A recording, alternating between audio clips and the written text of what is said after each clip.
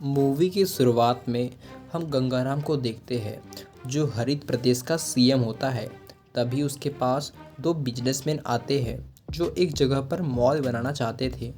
तब ये लोग कहते हैं कि गंगाराम तुम्हारी सरकार वहाँ पर स्कूल बनाना चाहती है। तब गंगाराम कहता है कि पढ़ाई लिखाई में क्या रखा है, पढ़ाई लिखाई करने के बाद भी लोगों को दूसरे लोगों के नीचे ही काम करना पड़ता है। अब हमारे सेक्रेटरी टंडन को ही देख लो, जिसने आईएएस की पढ़ाई की है लेकिन काम तो हमारे नीचे ही करना पड़ता है। और एक हम है जिसने 8वीं तक की पढ़ाई की है लेकिन वे इस प्रदेश के सीएम हैं। इसके बाद गंगाराम उस स्थान पर मॉल बनाने का डिसाइड करता है ताकि उसे टैक्स का प्रॉफिट हो सके। इसके बाद गंगाराम कोर्ट के लिए निकल जाता है क्योंकि उसके ऊपर बहुत से स्कैम के केस चल रहे थे। पर जाते हुए रास्ते में टंडन उसे एक लेडी सिंघम का वीडियो दिखाता है और कहता है कि इस आईपीएस ऑफिसर ने उसकी पार्टी के आदमियों की नाक पर दम कर दिया है। वो उन्हें कई बार पीट देती है और सख्ती से पेश भी बहुत आती है। इसके बाद गंगाराम उस ऑफिसर के ट्रांसफ़र का ऑर्डर देता है। वहीं जब गंगाराम कोर्ट के बाहर पहुंचता है तो मीडिया वाले से कहता है कि वह दूध का धुला है, उसने कोई भी स्कैम नहीं किया, वो बाइज्जत बरी होकर आएगा। लेकिन कोर्ट में पहुंचते ही जज उसके काले चिट्ठों की पोल खोलने लगता है, सारे स्कीम गिनवाने लगता है और गंगाराम पर एक कमेटी बिठवाने का ऑर्डर देता है। और जब तक उस कमेटी का रिजल्ट नहीं आएगा तब तक वो जेल में ही रहेगा। इसके बाद गंगाराम अपनी पत्नी बिमला को कॉल करके कहता है कि जब तक वो बाहर नहीं आ जाता तब तक सीएम की कुर्सी वो संभालेगी। अब बिमला एक सामान्य हाउसवाइफ थी जो कि सीएम बन जाती है। तो दूसरी ओर गंगाराम जेल भेज दिया जाता है, मगर जेल में सतपाल नाम का एक ऑफिसर गंगाराम को जेल में वीआईपी रूम में रखता है और उसके लिए खाना भी बाहर से ही मंगवाता है। इस प्रकार से गंगाराम जेल में भी ऐशो आराम से जीवन व्यतीत कर रहा होता है। और दूसरी ओर बिमला देवी विधानसभा में जाकर कुछ गलतियां कर बैठती है। इन गलतियों के कारण अपोजिशन पार्टी बिमला देवी, गंगाराम और उसकी पार्टी का मजाक उड़ाने लगती है। और इसके बाद गंगाराम जेल से ही अपनी पत्नी बिमला को राजनीति की टिप्स देने लगता है। इससे बिमला एक अच्छी राजनेता बनने लगती है और पार्टी को भी संभालने लगती है और अच्छा भाषण भी देने लगती है। फिर इधर जेल में घंटी नाम का कैदी गंगाराम से दोस्ती कर लेता है और उसे जेल में अन्य कई सारे लोगों से मिलवाता है, कैदियों से, जिनमें से एक करीम नाम का लड़का था जो किसी दूसरी जाति में प्यार करने की वजह से झूठे केस में जेल भेज दिया गया था। और वहाँ पर ईमानदार नाम का सिविल इंजीनियर था जिसका नाम ईमानदार सिविल इंजीनियर था, लेकिन उसे भी झूठे रिश्वत लेने के केस में जेल भेज दिया गया था। ऐसे बहुत से कैदी थे जिन्हें जानबूझकर उनके पार्टी के लोगों ने, गंगाराम की पार्टी के लोगों ने जेल भेज दिया था। इसके बाद एक दिन उस जेल में ज्योति नाम की आईपीएस ऑफिसर का ट्रांसफ़र होता है जो गंगाराम को वीआईपी रूम से निकालकर जेल में ही रखने लगती है और उसका खाना बाहर से आना रोक देती है। फिर गंगाराम जेल का खाना खाने से मना कर देता है तो ज्योति उसके पास आकर एक रजिस्टर में साइन करने को कहती है। तो गंगाधर उस पर साइन करता है तो साइन देखकर वो पहचान जाती है कि साइन उसी की जिसने इसका ट्रांसफ़र कराया था और ये बात वो गंगाराम को बताती है। तो वो गंगाराम इस बात को सुनकर हैरान हो जाता है और अगले ही दिन वह अपनी पत्नी बिमला को जेल बुलाता है ताकि वह उससे बोलकर ज्योति का ट्रांसफ़र कर सके। लेकिन बिमला देवी अब बदल चुकी थी। वो गंगाराम को कहती है कि वो ज्योति का ट्रांसफ़र तो कर देगी लेकिन अपोजिशन इस बात का बतंगड़ बनाएगा क्योंकि इससे पहले ही इसका ट्रांसफ़र तुमने कर चुके हो। फिर बिमला मुस्कुराकर चली जाती है और गंगाराम को बेबस देखकर खुश होती है क्योंकि गंगाराम भी उसे पहले बहुत डांटता था और वो बेबस हुआ करती थी। तो वहीं ज्योति गंगाराम से बाकी कैदियों की तरह काम करवाने लगती है तो गंगाराम को काम ना करना पड़े इसलिए वह बीमार होने का नाटक करने लगता है, पर ज्योति इस नाटक को फेल कर देती है। फिर एक दिन गंगाराम घंटी के साथ बैठकर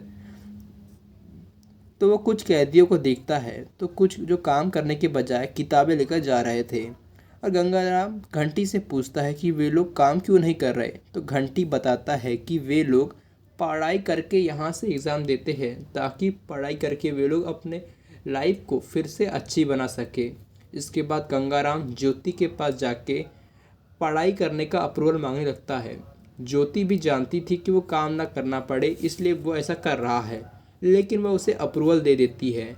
इसके बाद गंगाराम पढ़ाई करने के नाम पर लाइब्रेरी में सोने लगता है, लेकिन बाद में उसे नींद न आने पर वो हिस्ट्री की बुक पढ़ने लगता है, क्योंकि उसे हिस्ट्री में आनंद आने लगता है।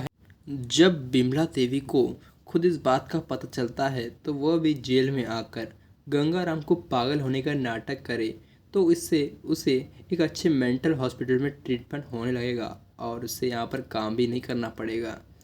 फिर गंगाराम यही करता है। फिर एक दिन डॉक्टर जब उसका चेकअप करते हैं तो वे बोलते हैं कि सच में गंगाराम तो दिमाग से सटक गया है, अब उसे सच में ट्रीटमेंट की ज़रूरत है। लेकिन यहाँ ज्योति आकर साबित कर देती है कि गंगाराम पागल होने का सिर्फ नाटक कर रहा है, वो बिल्कुल ठीक है। इसके बाद वो गंगाराम को बताती है कि तुम्हारी वाइफ, तुम्हारी पत्नी तुम्हारे साथ खेल गई, उसने जानबूझकर ऐसा कहा ताकि तुम एक मेंटल मरीज बन जाओ और ताकि किसी भी पार्टी से उस तुम्हें टिकट ना मिल सके। और यह सुनकर गंगाराम को सब समझ में आ जाता है कि उसकी पत्नी बदल चुकी है और वो उसे धोखा दे रही है। अब वो ज्योति पर भी चिल्लाने लगता है, क्योंकि वह उसे बाकी कैदियों की तरह देख रही थी। और इसी बीच उसे हार्ट अटैक आ जाता है गंगाराम को, तो उसे हॉस्पिटल में एडमिट करवाना पड़ता है, जहाँ बिमला देवी भी उससे मिलने आती है। यहाँ वह उसका मजाक उड़ाने लगती है। फिर उसके जाने के बाद गंगाराम को बोलती है कि उसके बस की पढ़ाई नहीं है ये, और वह जल्दी से कुर्सी बनाना काम शुरू कर दे। ज्योति उससे कहती गंगाराम से। यह सुनकर गंगाराम गुस्सा में बोलता है कि अब वो पढ़ाई करके 10वीं की परीक्षा देगा और वह उसमें पास हो गया तो सीएम बनेगा, नहीं तो नहीं बनेगा। इसके बाद वो जेल में कैदियों से मदद से पढ़ाई शुरू कर देता है, लेकिन उसे हिंदी में प्रॉब्लम होती है। तो ईमानदार बताता है कि इसमें उसकी प्रेम ही मदद कर सकता है, क्योंकि उसे ही हिंदी अच्छे से आती थी। प्रेम आज जेल से रिहा होने वाला था, लेकिन जेल के बाहर नहीं जाना चाहता था, क्योंकि प्रेम के प्यार के दुश्मन उसे बाहर मार डालते। तो गंगाराम उस लड़की को जेल में बुलाकर उसका विवाह प्रेम से करवा देता है और उन्हें सुरक्षित जगह पर भिजवा देता है, क्योंकि पढ़ाई करके अब गंगाराम को जात पात का पता चल चुका है। वो ये सब कुछ नहीं होता। इसके बाद गंगाराम ज्योति से हेल्प मांगता है कि उसे वो हिंदी पढ़ाए। फिर ज्योति उसे हिंदी पढ़ाने लगती है। तो वहीं इसके बाद बिमला को पता चलता है ये बात। वह पहले एग्ज़ाम में हिंदी का पेपर रखती है ताकि गंगाराम को तैयारी अच्छे से ना हो सके और वह फेल हो जाए, जिससे वो जेल में ही रहे और सीएम की कुर्सी उसके पास रहे। वहीं गंगाराम को इसका बात पता चलता है तो पहला पेपर हिंदी का ही है, तो वह काफ़ी घबरा जाता है, पर ज्योति उसे हौसला देती है। इसके बाद गंगाराम सभी एग्ज़ाम दे देता है। अब कोर्ट का भी फैसला आ जाता है कि गंगाराम ने कुछ नहीं किया, बल्कि उसके सेक्रेटरी टंडन ने उसके साइन लेकर ये स्कैम किए थे। इसके बाद गंगाराम को बेल मिल जाती है, तो वह पार्टी ऑफिस पहुँच करता है, लेकिन वहाँ बिमला देवी पार्टी के सभी लोगों को अपनी तरफ कर लेती है और सीएम की कुर्सी गंगाराम को नहीं देती। यह सब देखकर गंगाराम अपोजिशन पार्टी में मिल जाता है, क्योंकि उसने कोई स्कैम नहीं किया था। उस पार्टी का लीडर भी गंगाराम का स्वागत करता है। इसके बाद इलेक्शन शुरू होते हैं, तो गंगाराम जगह जगह जाकर शिक्षा की बात करता है और बच्चों को फ्री किताबें बांटता है। फिर देखते ही देखते गंगाराम का इलेक्शन जीत जाता है और उसकी 10वीं का रिजल्ट भी आ जाता है, जिसमें वो 57% के साथ पास हो जाता है। इसके बाद शपथ लेने की बारी आती है, तो गंगाराम अपनी जगह पार्टी के लीडर को, युवा नेता को सीएम बना देता है और खुद एजुकेशन डिपार्टमेंट संभालने लगता है। फिर घर जाकर बिमला को बोलता है, शुरू में सीएम की कुर्सी पर बैठकर उसे भी काफ़ी घमंड था। ये कुर्सी का लालच ऐसा ही होता है, लेकिन शिक्षा ने उसे बदला है। इसमें बिमला तुम्हारी कोई गलती नहीं। इतना बोलकर वो बिमला को माफ़ कर देता है। इसके साथ मूवी समाप्त हो जाती है।